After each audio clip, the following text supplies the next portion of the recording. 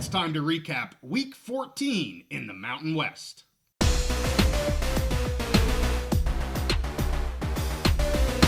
We are in the home stretch on the road to the college football playoff, so we're back on the Big Mountain to keep you updated. Welcome back to the Big Mountain. I am JY. This is my good friend Steve. We're going to go over the Mountain West in Week 14. I'm going to go through every game here, pretty high level. I'm not going to go into a deep dive. I watched a lot of this. It would just take way too long for me to give all of my thoughts on all of these games. So I'm going to go chronologically. Steve mentioned on our road to the college football playoffs, we're going to start with Boise State. They're the first team to play here on Friday. Boise versus Oregon, a noon kickoff, big noon Friday, but it's freaking 10 a.m. in Boise. So people are drinking their coffee, eating their bacon, egg, and cheese sandwiches at the game. But the teams didn't look tired. They looked like they were pretty much ready to go. Had some weird shadowing going on since it was in the morning hours. Boise comes out the victor here, 34-14. They take care of business. Oregon State looked fine. The quarterback that kind of came in here in the second half of the season, Grubb, something like that. Yeah. He actually has been looking good. I know they turned away from McCoy because McCoy was having gobs of turnover problems. And they didn't have quite that level of turnover problems with this quarterback. But Boise they kind of were in control the whole time. Madsen threw the ball really well. I wouldn't say the Beavs stacked the box as badly as what San Diego State did several weeks ago, where literally it was everybody all out to stop Genty. They were definitely honed in on trying to do that. But they also played good overall defense as well. And Genty had a good game. He didn't have a great game. He had one touchdown. He went over, I believe it was just 200. I didn't write it down, but 200 yards, I believe, in the game. But, in terms of the Heisman race, Hunter plays a zombie team in Oklahoma State who didn't even want to be on the damn field, and he had, I think, 2 touchdowns and an interception or some bullcrap like that. I think we think Boise is the number one, the best player in the country, absolutely the best running back in the country. And you just look at his stats over running backs over the course of history, and he's doing things that very few people have done. Mm-hmm. So, I think Hunter's a bit gimmicky. I get, snap count. He plays on both sides of the ball. I get it. And he's good at both sides of the ball. It's not like he's just getting snap counts. He's a very good athlete. He's a great athlete. But man, when you're talking about this kid, without Genty, Boise is not 11-1 right now. Mm-hmm. There's no doubt in my mind. They probably get upset by Wyoming a week ago, and they probably had another loss or two throughout the entire year. So, yes, I'm a Mountain West homer. Yes, I want to see Genty win it. Unfortunately, I think he maybe has tailed off here towards the end, just a little bit. Genty for Heisman still for me. We'll see how it goes. And yes, at a certain point in the season, I really think, and I said this before, the media, they picked Hunter. That was their guy they wanted to go with. It was just the story. It was so amazing. Yeah. And once you get that media narrative going, it is what it is. And yes, Genty plays a really physical role. He's getting more carries and more carries and more carries. He's a running back taking a beating, and no one could keep that pace that he had early in the season. Right. So it has tailed off. But when you look at over the whole season, who has contributed, and like you said, doing things, running backs don't do those things anymore. Right. Like he's up there with Ricky Williams, Barry Sanders, guys who, back in the age of running backs don't do that anymore. Right. And for a reason, and Genty's been able to do it. He's got some of the best numbers of anyone who's ever played the game. To me, he's the Heisman Trophy winner. He is the best player in the country. But a lot of times it's the media narrative. And I knew that one week, it was the Ohio State at Penn State game when we had both College Game Day there and Fox Big Noon. Right. And they flew Travis Hunter in, and both of them were interviewing him and pimping him out. Right. I was like, oh, well, the media has picked their winner. Done deal. Yeah. Well, I did not hit that one. Boise didn't beat the spread in that game. Close, but was not a hit. I ended up 5-3. One that I did hit was the Utah State versus Colorado State. And this was just a crazy game because Utah State was in control of this game for 3 quarters. And not just a little bit. They were dramatically in control of this game. It was 30-13 after 3 quarters. USU was up.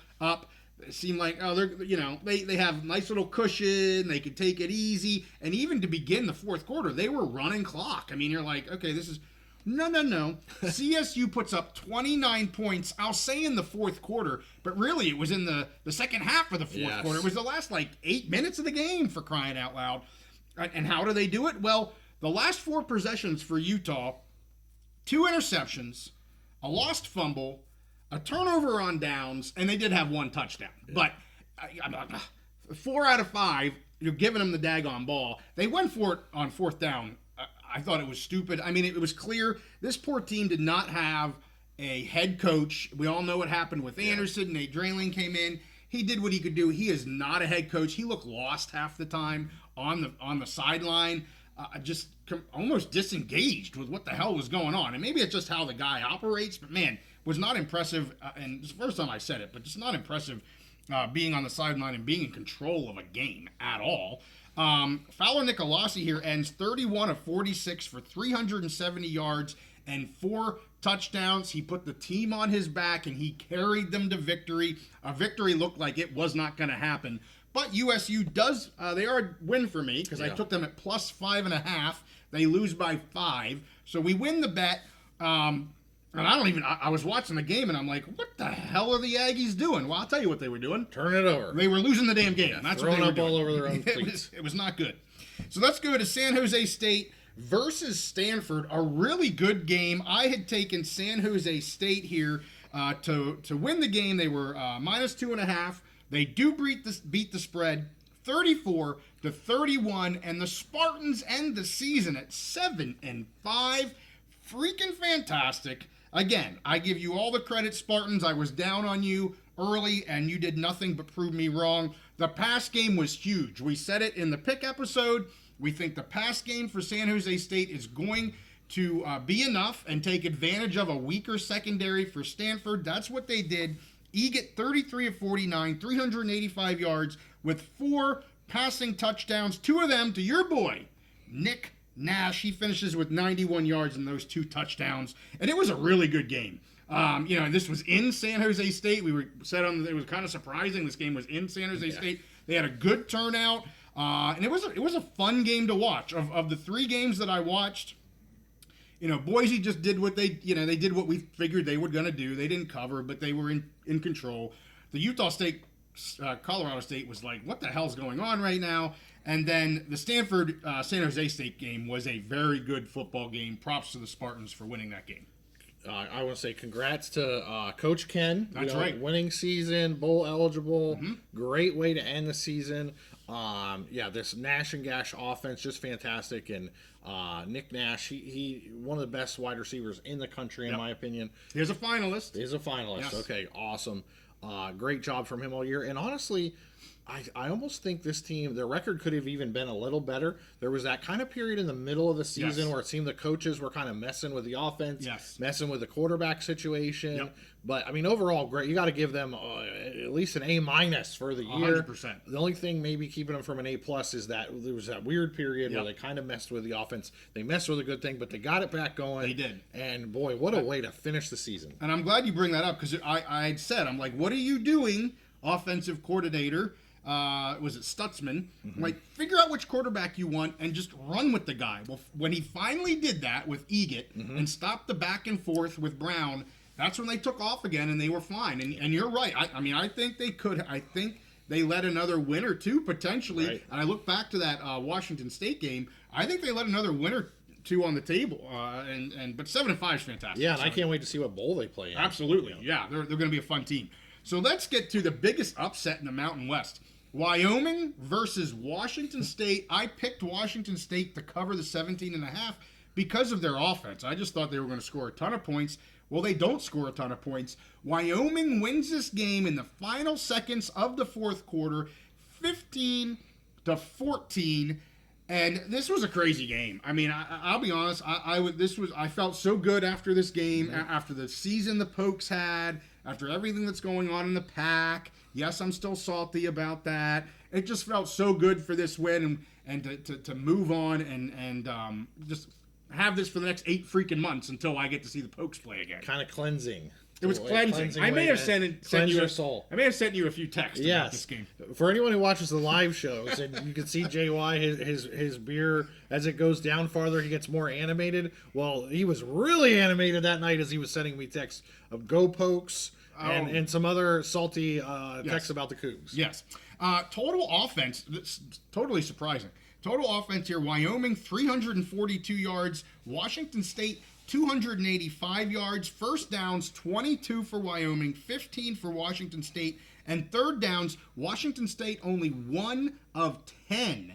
And the Pokes 5 of 15.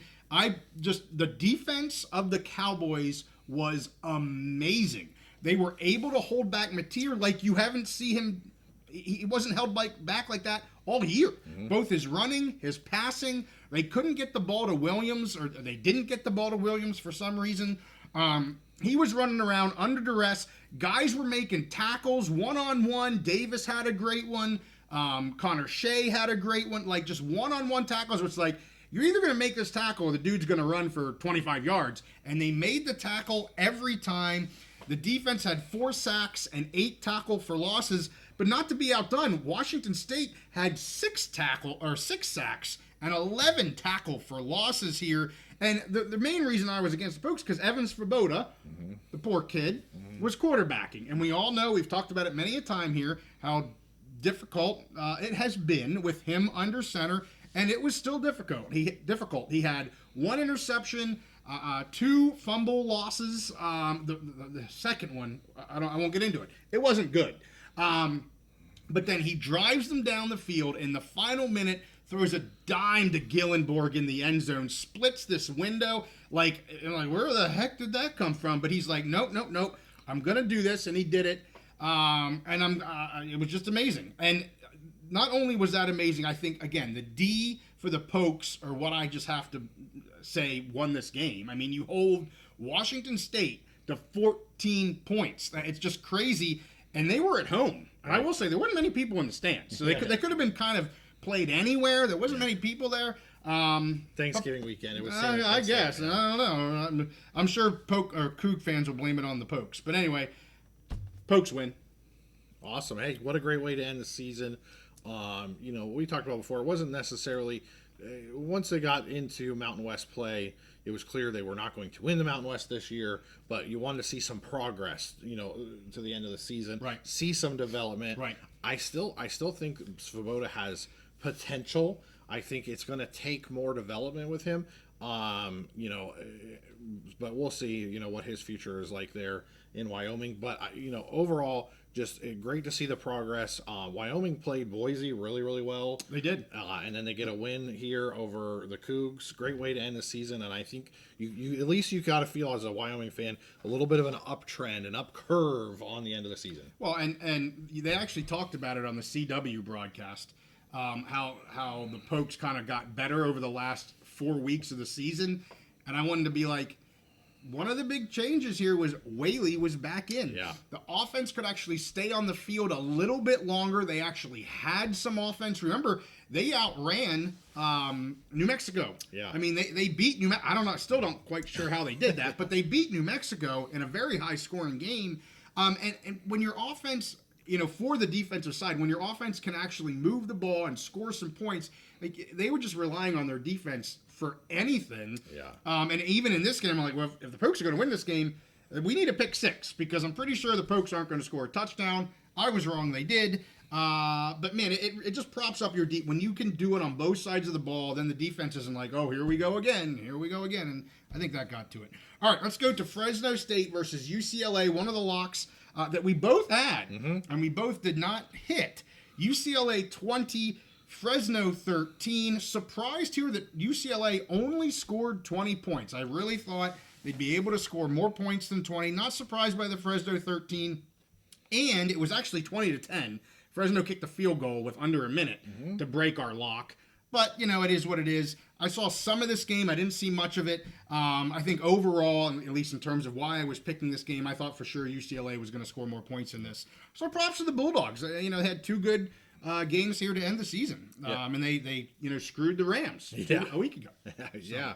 Like you said, good job for the Bulldogs. I mean, good way to close the season. Yeah, they didn't get the win, but they played respectable. They did. And they played Michigan earlier in the year as well. Played them respectable. Yeah. Things didn't go as they thought in the Mountain West season for them. It is what it is. But, good way to end the season. I was watching, I think it was the Indiana game on BTN while this was going on. And they went over and they showed the highlights. And they show Mikey Keene drive Fresno down and throw a great touchdown pass. And I was like, uh-oh. I think this lock is going to bust.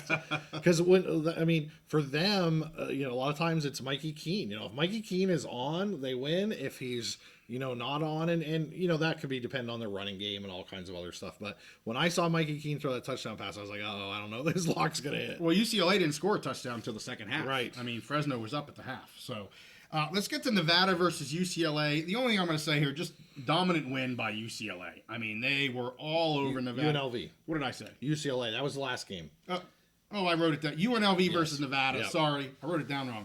UNLV versus Nevada. Dominant game here for the Rebels. Just, I'm not going to go over a whole lot just to be like, yeah, they did what they had to do. They knew it was a win and you're in. They didn't win. They dominated this game. They keep the Fremont Cannon. I know that's a big thing there in Nevada. And now they play here this weekend. We get the rematch of the G6 game of the year. Again, Friday night, Boise versus UCLA. Although this time it's in Boise, but I'm going to tell you, UCLA is hot. UCLA, I did it again. UNLV is hot. You'll see who I pick on Wednesday, but I'll tell you what, I think this is going to be a close game. It is in Boise. It's hard to win on that blue turf. Very hard to win in Boise. But UNLV, if I'm UNLV, I have everything I want going into this championship game right now. I think it's going to be great. I have no idea who's going to win. I think it's going to be a great game, just like the first one. Fantastic game. I have two things I want to point out that are of a national perspective. Okay. One, I listen to about 4 or 5 major college football podcasts every week. They generally, they don't focus a lot on the Mountain West. They're focusing on the Big Ten, the SEC, whatever. Well, this week, they all noticed UNLV scoring that many points, beating the crap out of them, and the fact that they have another chance to play Boise. And pretty much the consensus was, hey, yeah, Boise has a great shot, which I'm going to talk about them next. That'll be my next point. But if UNLV wins this, they also are still in the running for that G5 spot, G5 college football playoff spot. Some people are saying, it kind of depends on what happens with, Tulane lost this week, but they're still going to play Army in the AAC championship game. So kind of depends on what Army does. I just don't see a service academy getting into the college football playoff. No. But the point was, they all took notice of what UNLV is doing, so they are getting national attention, and they all agreed that if UNLV can upset Boise, they have a legit chance to get into the playoff, which that's something we've been talking about all season. My other point on Boise is, Boise's, even though they're not killing teams like they were before, they're getting those wins as so many teams are dropping off. Big 12 teams are dropping off. ACC teams are dropping off. Boise keeps picking up wins. Their only loss is to the number 1 team in the country, who's probably going to have the number 1 overall seed. They have a close loss to them. And honestly, I went back again and watched the recap of that game. Boise should have beat them. I don't know how the hell Oregon won that game. It's just absolutely insane. So they went toe-to-toe with the number 1 team in the country. And if they can beat UNLV again on their home turf, in the blue turf, not only we were the first show to push that they had a chance for the number 4 seed. Well, I'm going to throw out something else. They got a chance for the number 3 seed. Yeah, that's true. If Clemson wins Miami this, losing, absolutely. If Clemson beats SMU, I think, and if Boise wins this game, I think Boise is the 3 seed, which is absolutely amazing. It's just an amazing proposition. Boise's had a great year. They have nothing to be ashamed of whatsoever. And if they have a chance right now, to settle it on the field yet again and get that spot. I mean, going into the Mountain West Championship game, who would have thought before this 12-team playoff there would have been no chance? Who would have thought that this could happen? Right. So, yeah, I mean, you're right. I think there's a shot that they get the 3 seed. If SMU wins the ACC, SMU's number 3. Yes, but there's a chance. Yes, absolutely that they are. Last two, a lock that I did hit: Air Force 31, San Diego State 20. And this, I think I locked this at, it was either 2.5 or 3.5. I can't remember which. It was 2.5. And went up to 5 or 6.5 at game time, which didn't surprise me at all. They cover this with a win by 11 points. And I'll be honest, you know, I've actually watched quite a bit of San Diego State the second half of this season, and I question what Lewis is doing. Like, it's almost gimmicky. He goes for these. I guess he's being aggressive, you know. But oh, he's just being aggressive. He's trying to do this, but it's not working for them. It's putting his team at a disadvantage because rarely does his aggressiveness pay off. And he already has a team that you don't want to put them in bad situations. And I feel like the coach is putting his team in bad situations. You know, it's a rebuilding year. They end with 3 wins. Not surprising here at all. But props to Air Force, just coming on super strong at the end of the year. You know, it's funny, Steve, was it 4 or 5 weeks ago? I'm like, I'm just going to lock against Air Force no matter what. Here, they've changed my mind to the point that I locked them to beat a spread away, and they do it. So props to the Falcons. I mean, their running game, I'll tell you, the last 3 weeks, 4 weeks, they looked like the Air Force of last year. Just run it well, running the option. They can throw the ball. They had 2 or 3 great deep passes. Both of them connect. And when you run the ball 95% of the time, the dude's probably going to be open as long as you can get it to him. Yes. And that's pretty much what happened here. Again, not taking away from the pass, but just props to the Falcons. They kept at it. Calhoun, you know, he knows his formula that works. They were just young to start the year, but man, they look really good to end the season here. Great way to end the season. It gives them some momentum to build into next season. So hopefully they'll get off to a little bit better start. And San Diego State, you and I, we knew coming into the season, we both said it, total rebuild, going from one style of coach to another. Yeah. Lewis, he brought in his quarterback that he wanted. Yeah. Who did that guy end up making it through the season? He did, shockingly. O'Neal, yes. Okay. He got banged up several times, but he made it through the season. So I'm not sure I'm guessing he'll probably be back with them next year. Yeah, he's a freshie. Yeah, so you know, it's for this year. It is what it is. You know, build on next year, or hopefully they can, you know, improve a little next year. We both said it was going to be rebuilding. We didn't, and we got so much pushback early in the season from San Diego State fans. It was crazy how much pushback we got, and this is what we expected. This is what I think everybody expected, or should have been expecting. Yeah. Last one, the last game of the college football regular season in Hawaii. New Mexico 30, Hawaii 38. I had taken Hawaii with the points, and they didn't need the points. But, shocker, when this game started, Braden Shager did not play in this game. Oh, wow. He was questionable coming in. Everything I saw was like, yeah, he's probably going to play. He doesn't play. They play freshman quarterback, I believe it's Alejado. I should have looked up how you say his name. He's a freshman quarterback for Hawaii. And, dude, this kid threw 57 times. So He's 37 of 57 for 469 yards, 5 touchdowns, and no interceptions. Freshmen step up, throwing dimes, and they win the game 38-30 against a New Mexico team that was playing for a bowl. I mean, they were playing to be 6-6 to be bowl eligible, and this freshman quarterback, Alejado, he crushed it. Yeah. Didn't see the game because it was on that spectrum. Yeah. We didn't get it in the States. It looks like they may have found their quarterback of the future. Now, also, in New Mexico, they've done it. They did a great job this season, overperformed. Yeah. But at the same time, their defense is still a major liability this year. Hopefully, it can be improved next year. Hey, 5-7 though for New Mexico. Yeah. Better than I had them. So props to the Lobos. Props to Hawaii for getting the last win there on the island for the year. And, that's it. That is week 14. So we are going to do our live pick episode Wednesday at 8:30. We're going to pick the Mountain West Championship game. We're going to pick the Big Ten Championship game. We may pick a couple other championship games. I know there's one other one that I'm thinking about making a pick on.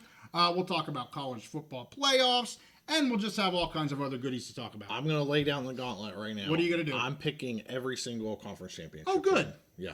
P4 and G6. Yeah, every single Well, there's not a G5. All FBS. Okay, all FBS. Conference championship games. I'm making a pick. Okay, I'm going to do one last shout out to my Tarleton State Texans. Their first ever playoff win. They just got it this weekend. They play South Dakota here this year in the second round of the FCS playoffs. So shout out to them as well. I did find out on FanDuel, if you scroll the whole way over, you can actually bet on FCS games. It's true. Wow. I'll see if there's a line for Tarleton State, and maybe I'll make a Tarleton State pick. Let's freaking go. With that, hey, we thank you guys for watching. Make sure you like this episode and subscribe if you like our content. We'll see y'all next time on The Big Mountain.